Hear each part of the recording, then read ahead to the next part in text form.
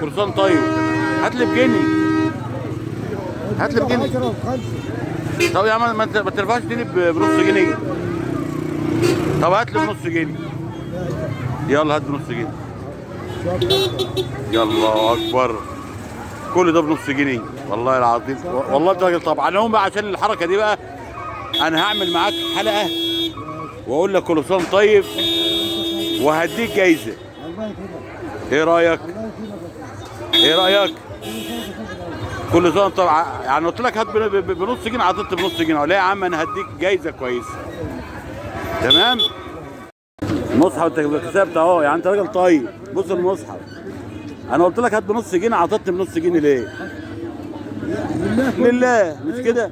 فاي حد يقول لك هات اي حاجه واخد بالك ما تقولش لا. عشان كده انت كسبت معانا النهارده كتاب ربنا وكمان الجايزه دي. تمسك كده.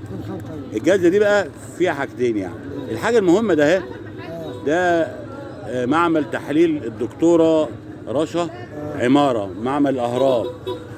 فيها تحليل لقناه ابن البلد ديت ليك. يعني لو انت عاوز تحلل بنص الثمن. الله يكرمك يا سيدي. ولو من غير حاجه خالص مش هتحلل. الله يكرمك يا سيدي. ولو ربنا يديك الصحه كل سنه طيب. اتصل بيا بس واخد بالك وهتروح تجيب الجائزه بتاعتك دي. كل سنه طيب يا حبيبي. يلا مع السلامه.